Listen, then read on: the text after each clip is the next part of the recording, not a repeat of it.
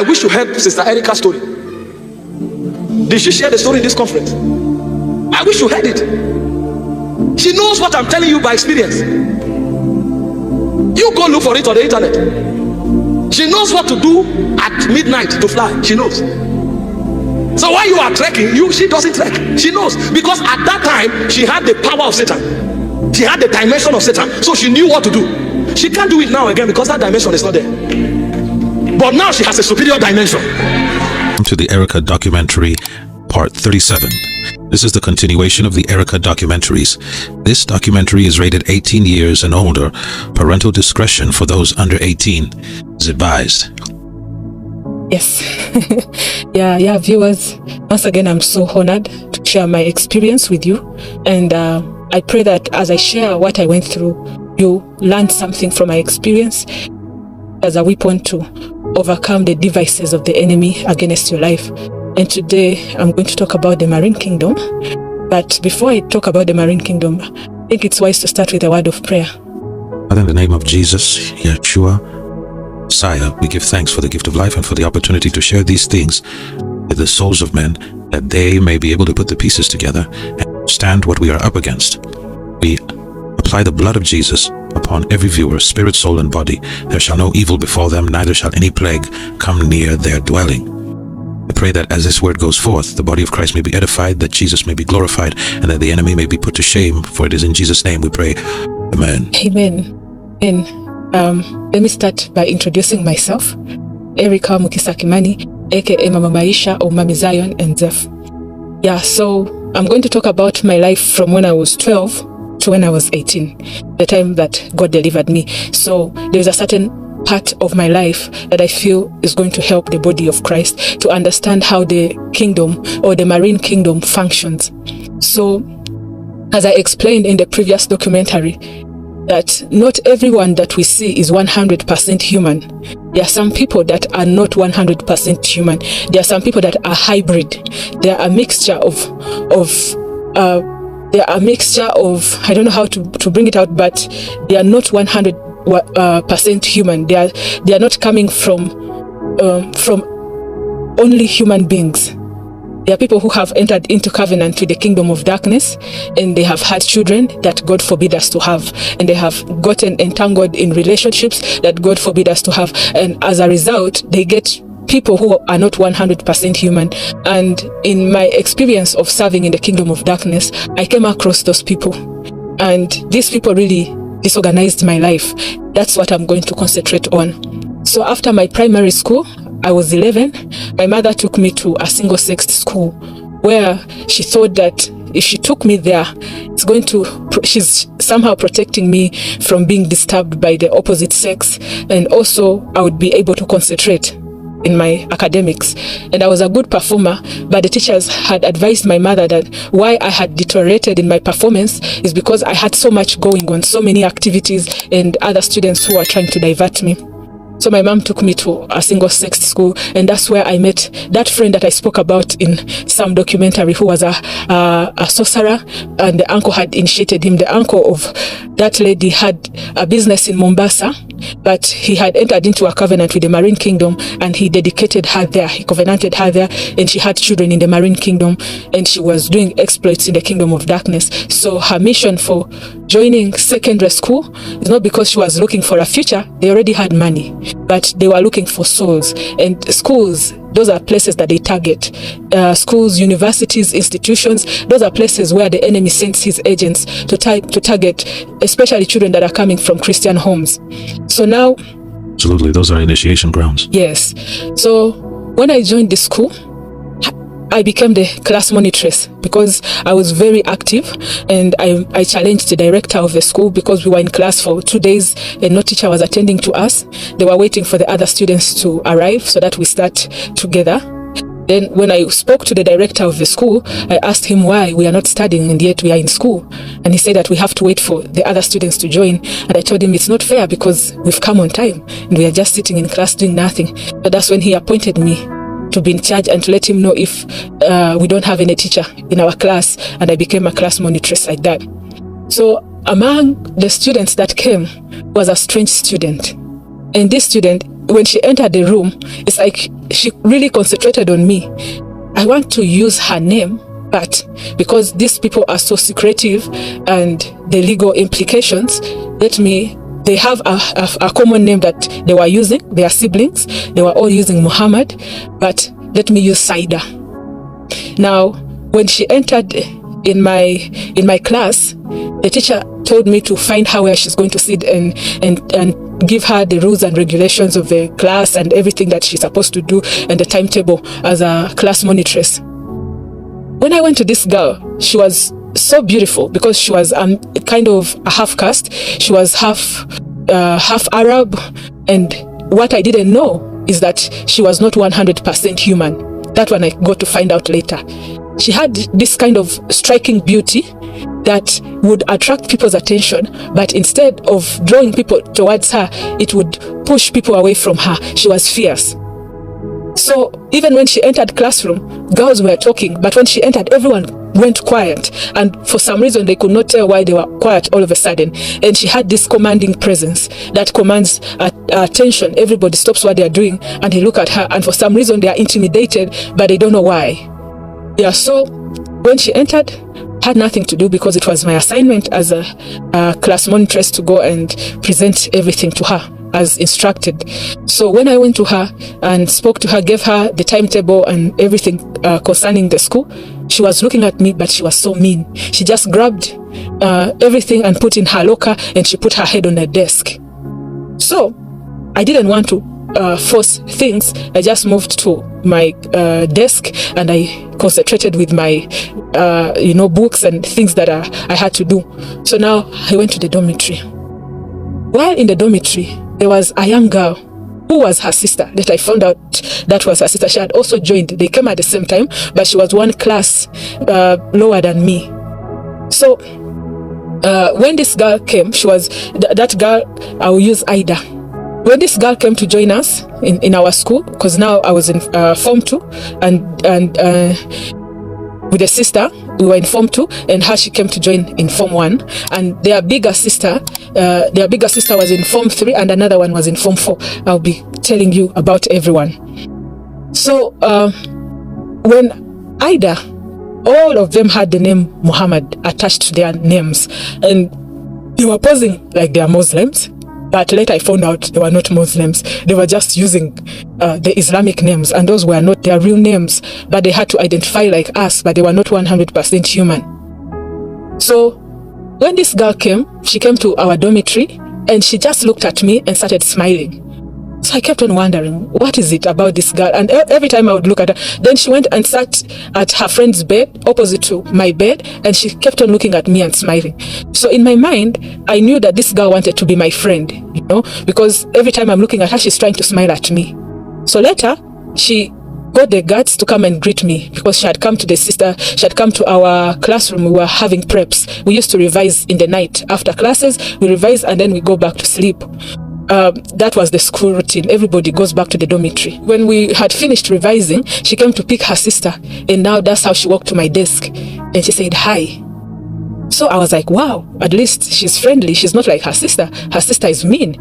When this girl befriended me, well, I was aware that I'm older than her, and she was also looking like she was respecting the fact that I'm older than her, but she wanted to be my friend. Yeah, so I get to know about her. I ask her name and where she was before, and we start interacting. Now we got to become friends. She introduced me to her other sisters. I had no idea that they had sisters. So she took me to a sister and then another sister. That's when I knew that they were full school, and they were all very beautiful, that abnormal beauty. But now this younger one was more pretty, and then the one that was in Form 3 was also pretty, and Form 4, then this one was beautiful but cold-hearted. So I guess Form 3 and Form 4. Senior 4. So that's around the 11th and 12th grade in high school. Yeah. So now we became friends, and I knew, because I'm coming from Jinja is a place where there are half castes, and the culture of half castes, they like being isolated. So I thought maybe they want to be around me because we have the same background, you know. Half caste is a person of mixed race. Mixed race, yes. So I thought they just want to come because they see I'm also one of them. So they just want to create a community within the school. So I was okay with them. And now we added, I had a friend also, she was a half caste. She was called, I don't know, let me leave the name. But now we grew our community. Yeah. So now I get to now know people are slowly by slowly. This Ida girl decides that now we are going to be finding our way out of school on Fridays, and then we'll be coming back on Saturday. And how we planned it, we planned to pay the workers in the school to help us to escape and go and do whatever we have to do and then come back. The other thing I noticed, these girls had money. They were not coming to school to look for a future. They already had one, but they were coming on a mission. And the mission was to initiate other students and to sacrifice students, to do a lot of things that I later discovered. So now we started escaping. Every Friday we would escape from school, and with the help of the workers. And when we would escape, these girls had apartments. They had cars. It's like they had everything covered for them. Whereas I was coming from a family where my parents were struggling financially. So every time I would escape, I would go to their apartment. And while I'm in their apartment, this Ida girl treated me so well. She really liked being my friend, and I would share literally everything. Clothes, I just go to her room and put on whatever I want to wear, and then we go. She had all the programs. We would go to different places. Now she introduced me to the life of going to the beach, of going, to club, that kind of lifestyle, that life of going to party, So the first person who had introduced me was my auntie. Now I'm meeting this person who's my age mate almost, and now we are getting along, and now she's introducing me to another world. So we used to go to certain beaches in Entebbe, and in those beaches we would go to have fun. Like during daytime, people are swimming, others are eating, but there is music being played in the background. There are people who are playing different kinds of games, others are taking photos. So one thing I noticed, when it gets dark at the beach, especially around 7:30, there are people there who guard the area. They'll tell everyone to vacate that place where the water is, and then they go to the other side where the club is, and they so that people avoid drowning. When people are drinking and there is a water body, it's dangerous. Yeah, so this girl, whenever I would go to the beach, I found out that she knew the DJs knew her, and she introduced me to one Kenyan celebrity who is also not 100% human, and she kept on introducing me to different DJs. She kept on introducing me to people in her circles.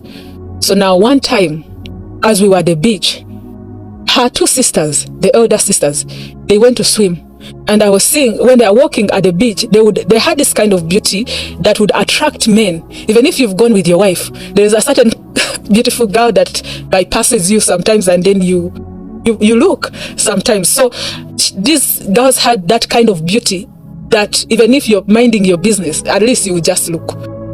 So now they walked to the beach and they decided to go swimming, and I remained with my friend Aisha with the DJs. Then I kept on looking at the elder sister, the one that was a class above. She was having fun. She had people surrounding her, people looking at her because she was very beautiful.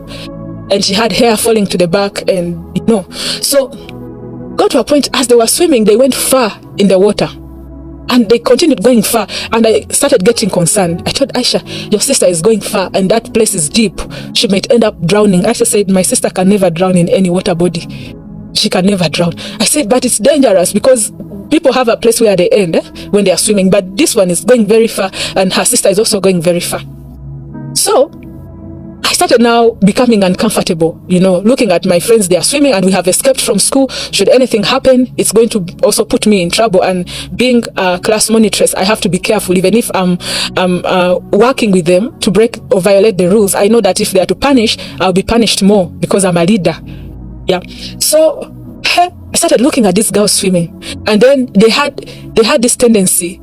They would look at handsome boys, and they had this kind of beauty that it would be difficult for a boy to resist them because of their beauty. So they would go with these boys and they swim, But I noticed that whenever they would swim, it gets a point where they dive and you don't see them again for a very long time. And then you see them again at around 8 in the evening. They have come to join you in the club. And they are looking all nice. They are smelling fresh. They are dressed in different clothes, not the ones that they went with in the water. I would expect them to show up when they are wet, when they are, yeah, that's how I would expect them to come, so that they can go to the ladies and change. Remember, I had their bags. Hey. Yes. And the club is right there at the beach. At the beach. So they come to join us. They are all dressed up. They are smelling fresh. They have a different bag and set of clothes. It's like they have perfumes. They have lotions. They have things going on. Like, what is happening? Is there something that I'm not aware of? Did they get a boat ride? Did they get out of the water without me seeing? But I remember very well, I was there with the DJ, because the DJs are the last people to leave. And now, by the time we are going to the club, everybody has left the beach. I did not see them come out of the water, So for me, at that point, it was puzzling me. So one time I got the boldness and I asked, this thing has been happening and it's puzzling. Where do your sisters go? And when I comes back, she doesn't even want to come near us. She's in her own world, So what is happening? So now when I asked Ida, she said, at the right time you will know. We just want to make sure you're part of us. Once we have confirmed that you're part of us, we'll let you know everything. Don't worry, you will know everything. Trust me. At least me, even if you don't trust them, you will know everything. Their lotions are so good. Their perfume smells so nice, but even if you go to any supermarket, you cannot find it. You cannot find. Their clothes are so unique. Even if you walk the whole boutiques in your area, you cannot find any cloth like that. They have everything that they have is so unique. So I kept on asking, you people, where do you work? Okay, is it that your dad is rich and he's providing? And where is your daddy working from? You have to find out, because they have everything. They are students like you, but they have apartments, they have cars, things. They have things going on in their lives. Yeah. So Ida said, you're beginning to feel uncomfortable with us, but now I am going to take you and show you. I'll first of all show you my mom. My mom is not staying here with us, but I want us to go and visit my mom. Then she said, our dad is a businessman. He's a businessman, and our dad, you will know more about him when I take you to see my mom. I'll give you the details of our dad and how we ended up here. Our dad is also not here. He's staying with the other rude sister. Yes. So we go to this beach in Entebbe, have fun, and I'm asking her, what time are we going to go and see your mom? She said, don't worry, we'll go at around 9 to see my mom. At night? 9 at night, yes. You go and see my mom, don't worry. So now, when that time of partying, we are drinking, they are swimming, we are having fun. So when it gets to night time, the guards are very strict. They don't allow anybody to go in the water. But these girls have a way of going about things. Either they bribe these people or they use spells on them, and somehow them things are done the opposite. So when it got to 9, I saw the sisters diving in the water and they are swimming. And I told her, it's dangerous. It's late in the night. These girls are swimming and I know how they swim. They go very far. I told her, my friend, you're going to put me in trouble. We are supposed to go and see your mom. How are we going to wait for them and then go and see your mom? Again, they've started their things of disappearing. They said, no, it's okay. We can be here and wait for them. So we also started having fun at the beach, started having fun. And later she said, come and I show you something. So we walked in the water. We were walking, but at the beach, there is that place where you walk and the water is coming up to your legs. And then you start seeing that it's getting deeper and deeper. So when it's got to a point that the water is in our waist, I said, what do you want to show me? I'm scared. I cannot move from here because I'm not a good swimmer like you and your sisters. I cannot swim like you people. I'm not going to go deep. And that water, it brings waves, and sometimes they come and they can cover you or pull you to the extreme end. So I told her, I'm not feeling comfortable to proceed from here with you because I cannot defend myself. I don't have a life jacket, and nobody's here to save us in case I start drowning. I cannot proceed from here. So she said, it's okay. I wanted you to see 2 pillars. I said, the 2 pillars where? Here in the water? She said, yeah, there are 2 pillars that help you to discover who you are.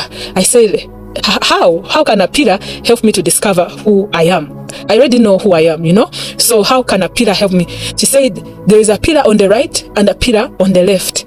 Now, the pillar on the right represents you. And she told me, it represents you in your human form. Now, the pillar on the left, it represents the spiritual version of you. So she said, once you go through the pillar, you will have gone through a ritual that is going to make you to be stronger than you are in your physical being. And there are things that you can do when you're in your spiritual being that you can't do when you're in your physical being. And why you cannot swim or do things like us is because you're in your physical being. So I was like, now, where is the pillar here? She said, if you make like 2 or 3 steps, you cross the pillar and then you understand. And she said, and then there is a gate that will open, and then you also be able to open your eye, your third eye. Oh. So now I kept on wondering, how is a gate going to be open, and how am I going to open my third eye, and how am I going to have the spiritual me and the physical me, and how am I going to be strong like them? I could not understand her language because it was so deep. It was a spiritual language that she was using, but she convinced me. She said, you're not going to die. Just 2-3 steps is not far. So when I made the first step, I realized that I'm going down. And I made the second step, I was also going down. And then the third step, it pulled me, and I would now see like the water is here, but it's like I'm not drowning. It's like something is supporting me. And then a wave came, and then it covered us. And I realized we had passed through the pillars. That time I'm getting down. So when the water was about to cover you, did you see any pillars, or yes, I would feel like I'm stepping on stairs. Yeah, I'm going down and down. So when the water came to cover us, it pushed me past the pillars. There were 2 pillars on the side, one on the right and one on the left. And then I also noticed there was a star that she said that is a gate, and then there was a certain light, and she said that the third eye, it helps me to see things but in a different way, and I'll be able to understand. I'll be able to see things differently like them, and also now freely interact with her and her people. Yeah, so now I found myself in another world. And how I can describe this place, you were wet when you were walking in. Yes. You were covered in water. Yes. You were even covered by the time you entered in through the 2 pillars. Yes. But now when once you we entered passed that place, through the pillar, I could not feel any water anymore on me. It's like the water was above us and we were below it. So now, I'm now coming in reality with who my friend is. And for her, she's at home. And what did that feel like? I was so scared. Didn't know if I've been trapped forever again, the second time. The experience of transitioning from one dimension into another. I just felt light. Like instead of drowning in the water, I was feeling like there's a force that is supporting me until we were covered. Okay. Yeah, because naturally, if you're not swimming, you have to drown. But now when we went there and I stepped on those steps and the water is strong and on our neck, instead of drowning, I was feeling like something is holding me, supporting me, and I'm floating. Oh, okay. Yeah, so she said it is a ritual that I'm going to go through, and then I will be able now to interact with her family members. So that was the ritual? Yes, that was the ritual. Now, I'm now at her home, and she said, you're going to see my mom.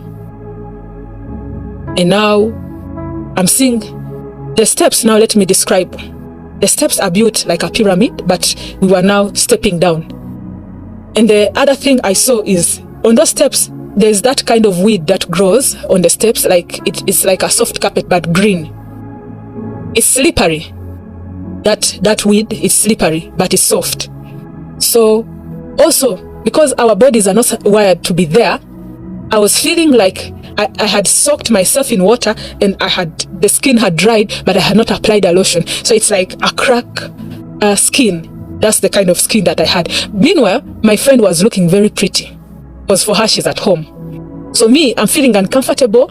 My skin is reacting to the place. And then also, I'm looking at the atmosphere.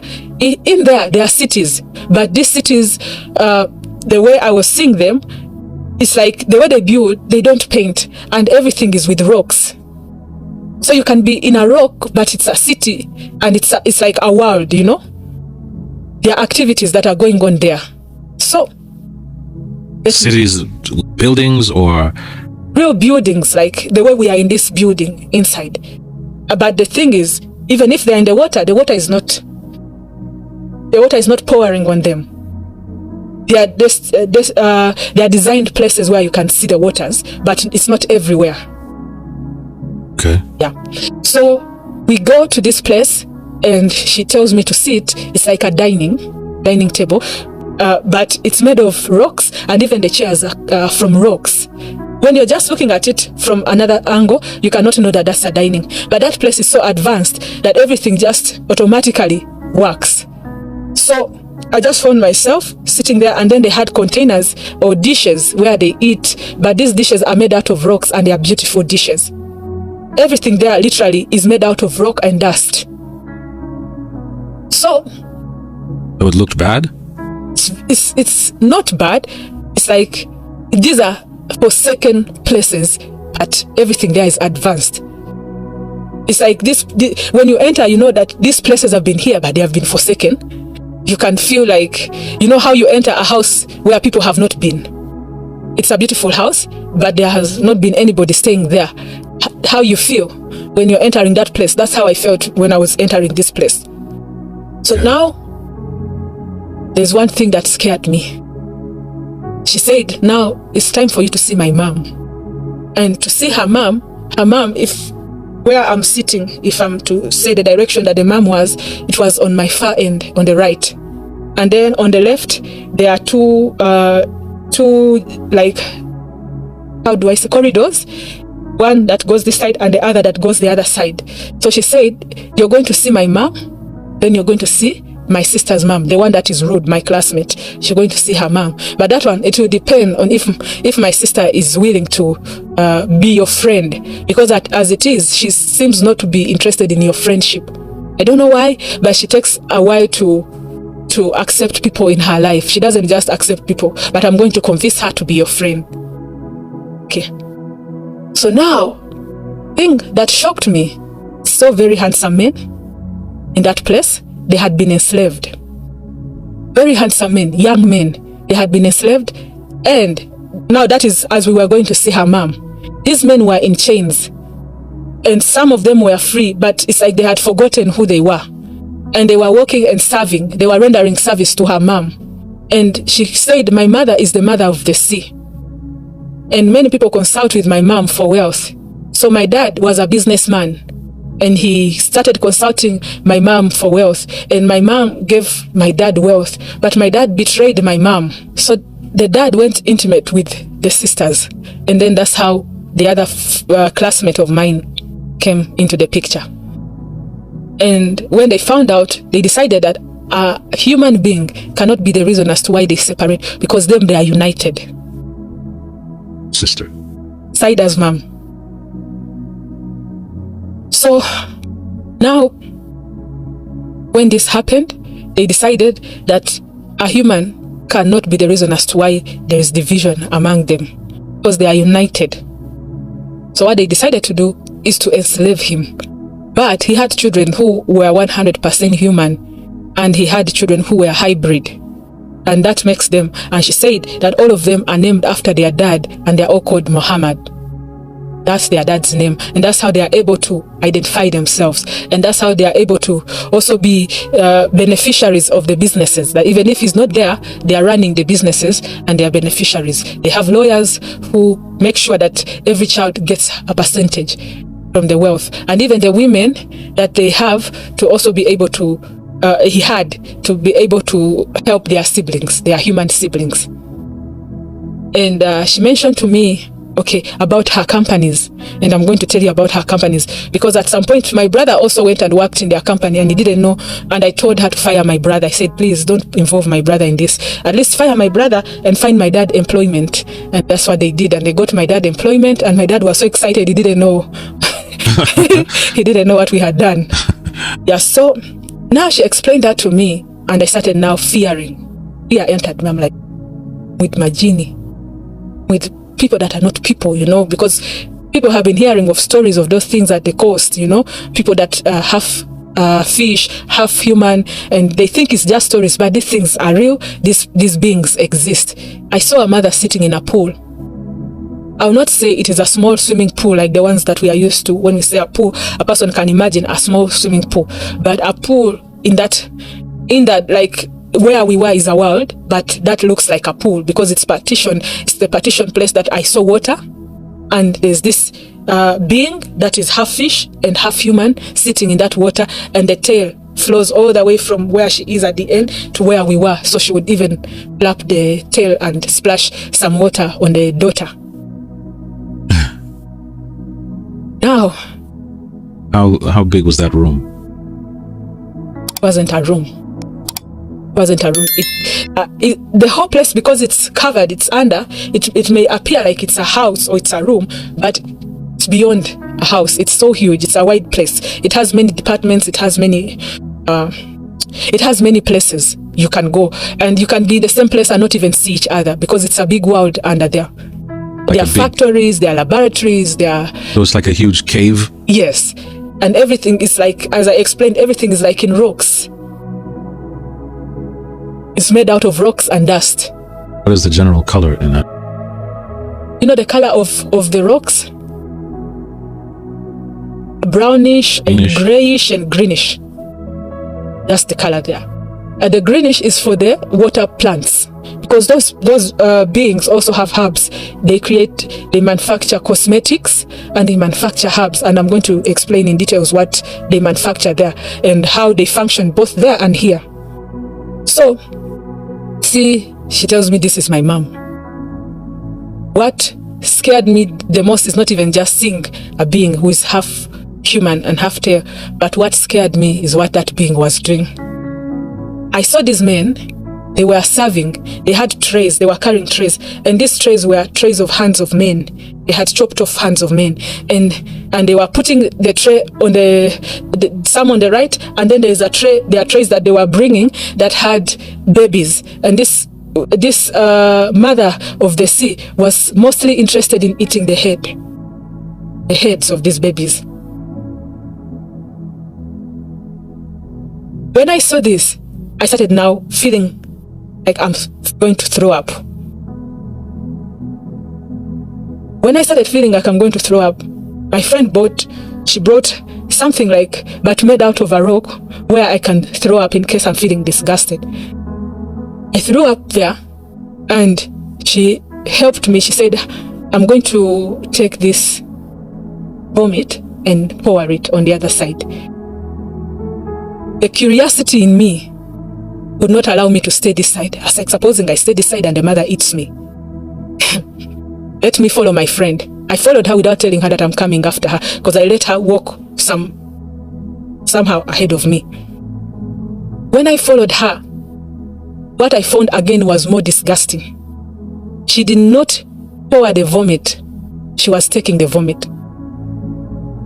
She was drinking the vomit? Yes. It was so disgusting that I came back and I sat on the table where we arrived. The first place I told you how I was given a seat. And I sat there and I started banging my head. I'm like, now what have I entered into? Where am I? When am I going back? What if she's, after the vomit, she's coming to eat me? Is this it for me? Will I ever see my people again? I started now thinking so much. And as I was thinking, then she told me, this is our family. This is my sister. Forget her aggressiveness. I brought you here because I'm interested in working with you. I have a career that I'm building there. I'm going to be a model. And I also have a cosmetics company. I have a fashion company. So I get some of my materials from here, and that's what makes my things unique. And she started explaining to me. There's that girl, the girl that I called Claudia in the other documentary. They say that girl works for us. She's the health prefect, the school. She has access to the sanitary towels. We gather all that, and then we also use it as part of the material. And then we squeeze out the blood, and we use it as part of the material. I mix with the herbs, and I do very good skin products. She said, have a laboratory. forget about my mom and the naked men that you see. That one I'm trying to not to go in depth, because I know there are children that watch. Oh, those men were naked? They were naked, very naked as they were born. And those men were helping them to multiply, because what they want to create a kind of children that can survive both here and there in their world. So now, if they mix with a human being, there are chances of them having a full human baby, or a baby who is half tail, half human. So if they have a full human baby, after the baby has matured, they bring the baby here. And the baby lives among us and they grow. So there are some people that are not 100% human. And those are the people who are influencing in business, and they're having big positions in power. They are the ones that are positioned in high places.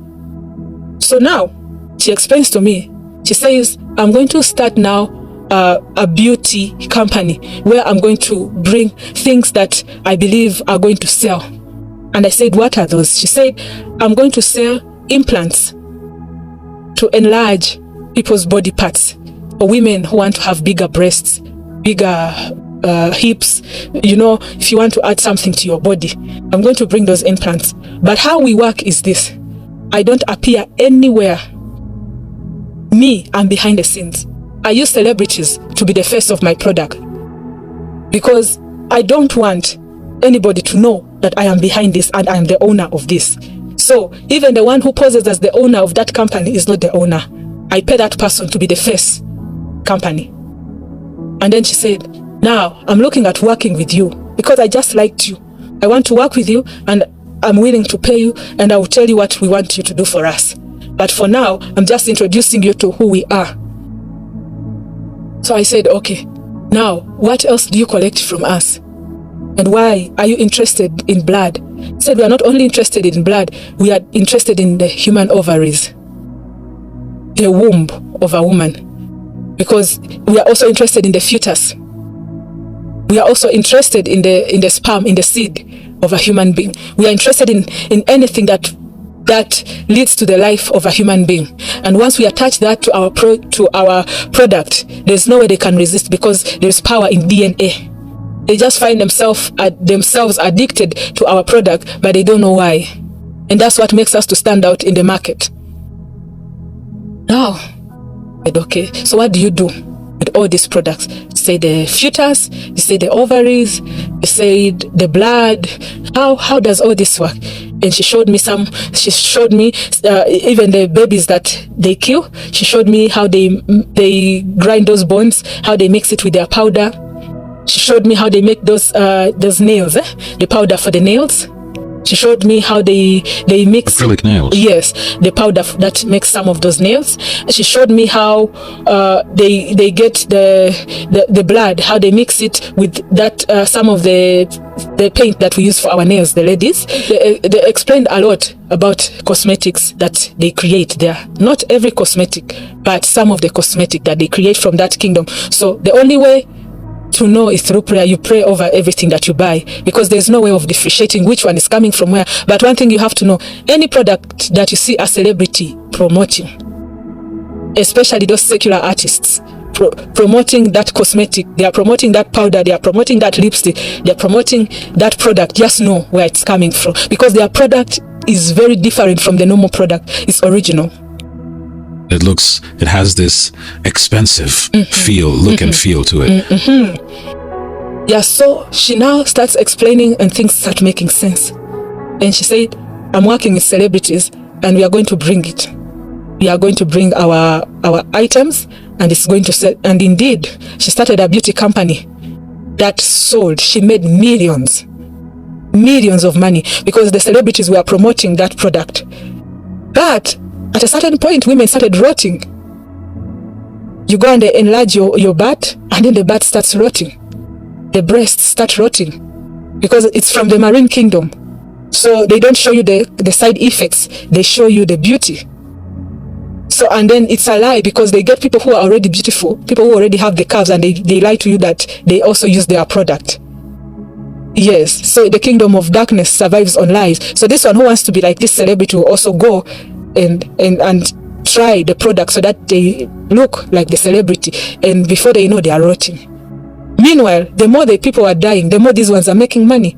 And you'll be surprised. You'll be wondering why the governments are not shutting down such businesses, because they are selling things that are harmful to humanity. But these people are positioned in high places.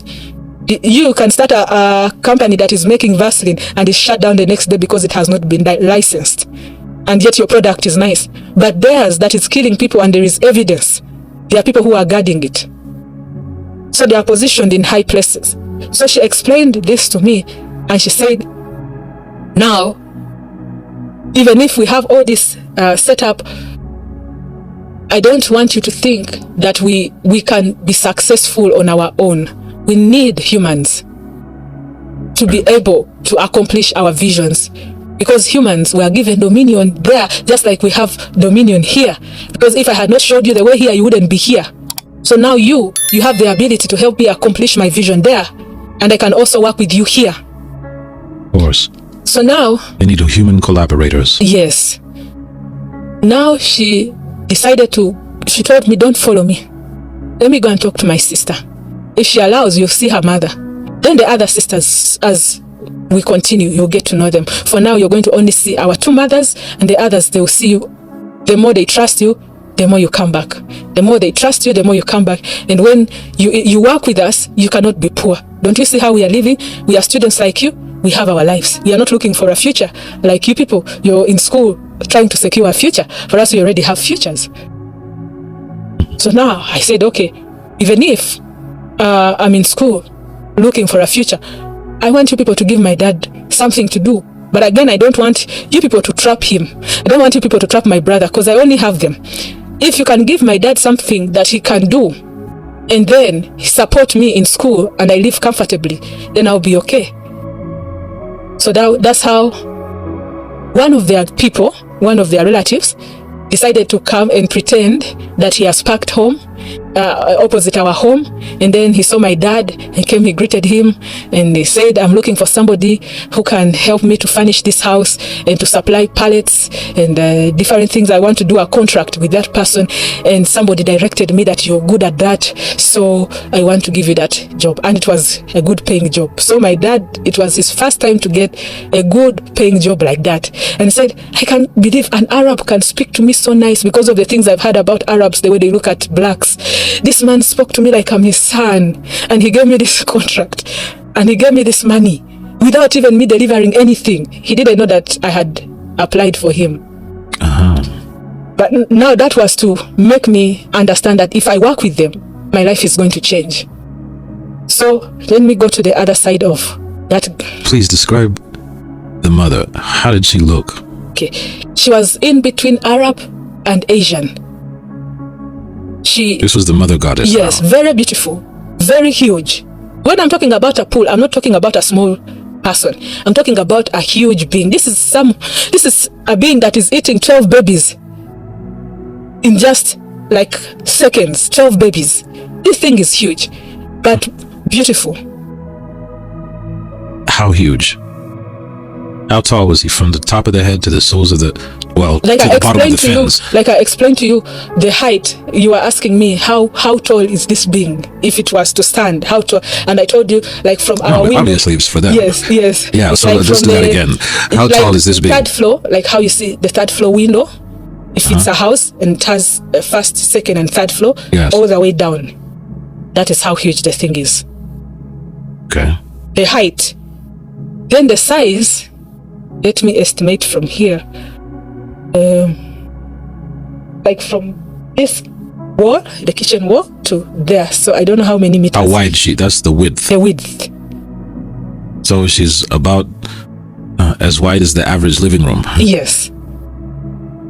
So, and she's huge, but beautiful. She's like 7-8 meters wide. Yes. That's why I was telling you that it's not a house. Even if it is a covered place, it's not a house. It's a world. It's a world that has been isolated. It's not even supposed to exist, but it's somehow there. Okay. So, looking at this, the way the lady was dressed, you would see, the color of a fish, somehow silver. And then that's how she's wearing a top that is not covering the navel, but it is half, and it has like scales, you know, those glittering scales. Yes, and here behind at the back, it's like they just cover, they just tie those, there are ropes that they just tie around the back. And then the other thing I noticed is the color is in between Asian and in between like as if you could think it is an Indian and Arab. It was confusing. Yeah. So said, that's their mother. That's the mother of the sea. Did she speak? Did she say anything? She was speaking to the daughter, but she did not speak to me. They have their own language that they speak. Ah, so you did not understand what she was saying. And how they speak is like how you see. Have you ever seen an upset cat releasing a certain sound? Like it's upset, it wants to attack you and produces a sound like something like that. So that's how they speak. You can hear that they are communicating, but you cannot understand what they are communicating. The hair is from the head all the way it floats on the water. It has very long hair and curly, beautiful hair. So she decides that I go and see. Now the other mother has allowed me to go and see. And we go to the left side. As I explained, there is this side where my friend went and took my vomit. I've never forgotten that thing. And then we go to the extreme left. Now, I thought I had seen it all until I went that side. I regretted going there. At that point, I felt like my life stopped a bit because of the thing that I saw. Now, I see this being that down is a snake, up it's human. Down is a red snake, up it is human. It has a golden crown, like a queen. It's sitting on its throne, and the tail covers the pool where it is. Almost the same size as the other one, but a bit smaller. Then, the hair, sometimes it would coil, and then you would see like it is forming serpentine heads. Sometimes the hair falls to the back, and it covers the pool. This thing is so scary. The tongue, when it's talking, it comes out. You can see like a normal tongue, sometimes it splits. So it's not one, this is, I don't know how to explain, it's very scary. And then what is coming this thing down, the fact that it's in the pool with my friend, so it cannot come to attack me. My friend Ida told me by then, she was my friend, she told me, if my sister goes there, you will not be harmed. But if my sister leaves that pool, even us, we don't go there anyhow. This thing is not friendly, and that explains to you why my sister is like that, because that is her mom, and that is how they are. But the fact that they have allowed you to come, they have accepted you. Okay. When this thing saw me, it started making a certain sound. And as it started making that sound, now that's when I started, it's like it was communicating to me. But now in the spiritual realm, you're able to understand everything. You're not limited like here in the physical realm. Okay. Now, the other one did not communicate to me. This one here communicated to me. And the most annoying part, she was holding a very huge golden mug full of human semen, and she was drinking. How did you know that there was semen in there? When she was communicating, the things that she communicated to me is now how I got to understand everything that was happening. She told me that for them, they don't hide. Their mission is to kill men, because there will be enmity between the seed of a woman and a seed of a serpent. And she said their mission is to target men. And she has daughters, adopted and biological daughters, that she has sent out to go on that mission and fulfill it for her. And she's so proud of her daughter, the one that we are studying with, because she does that mission very well. And to prove to me that she targets only men, she was drinking the semen. She was showing me the mug that has the semen. As she's producing that sound, you can understand everything that she's trying to say.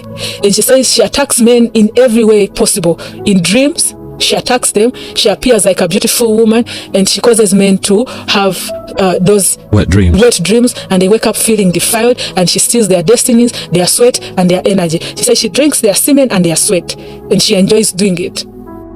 And she told me that if anybody does it for her, she's willing, even if it means to give that person the whole world to do it, she's willing to do it. Because once you accept to work for them, they enter you, and then your face is what they use to seduce men and lure them into their trap. So you've seen those celebrities that men look at and they go and start masturbating? Yeah, so she explained to me everything. And she said that they are in a position of making people powerful, successful, as long as they help them to accomplish their mission. And their mission is the enmity between their seed and the seed of a woman. And she said, and these people that come to work for them, when they are aborting, they are also helping them to accomplish whatever they are supposed to do, because they don't want any seed coming to life, any seed coming from a woman coming to life. So even in that mission, when a woman gets pregnant and they decide to abort, they are sacrificing to their kingdom. And then they survive on the life force, on the energies of those innocent souls that have been killed innocently and prematurely. And she said, we steal and rob men's destinies. And that's what we want you to also help us accomplish, because we cannot do everything on our own. We need the help of a human. Now, with me, I'm not interested in men. How are you people going to start using me to trap men that I'm not even interested in? I don't want relationships, because by then I was not interested in men. I don't want relationships, and I don't see how I'm going to help you. You were still in high school anyway? Yes, I was still in high school. And then even that, I think the enemy had wired me to promote the other agenda, the homosexuality agenda. Those days I was like a tomboy. I just started wearing heels and dresses after giving my life to Jesus. You even helped me to start wearing heels. I was not a person of heels. So now they started now telling me what they want me to do. Like their assignment for me, they started now giving me those assignments. Now I said, how am I going to do this? They said, you don't have to panic. What we are going to do, my daughters are going to show you what you're supposed to do. And when we direct you to do something, just do it for us and leave the rest for us. We'll handle. Now, when we finished talking to that mother of my friend Saida, not real name, we went back to where we were coming from. You didn't describe her face, the appearance of this. She was looking very pale white, like very white. I cannot say that it's a white person, because this white was abnormal. And then the other thing I had forgotten to tell you about Ida, my friend, she told me that when you proceed from where we were, going all the way, there's also another corridor that is sloping, and it's like inside there is a portal. Ah, so it's not like these two goddesses are in the same place. By the time you go in this direction, towards another corridor, when you go through that corridor, you're entering into a portal. Yes. That takes you into another place. Okay. So now they said to go there, I have to go on invitation. And she said that the beings that are there are very dark, not brown, but dark. And those beings are so advanced. They're the ones that create the viruses, the bacteria, the weapons that they use in war, the poisons. They create all those things, but they are not friendly. Biological warfare. Yes, they like enslaving. Even some of them sometimes get enslaved by those beings. So they avoid going there as much as possible, unless they need to go there. That's when they go. So those darker ones are not friendly. They are so advanced in the things of war. And the people who go there are the people that are in power. The politicians, the wives to the politicians, those first families, those are the people that go there. And said if you go there, you'll be amazed. You'll find your leaders there. Because it's there that they choose who's going to be in power.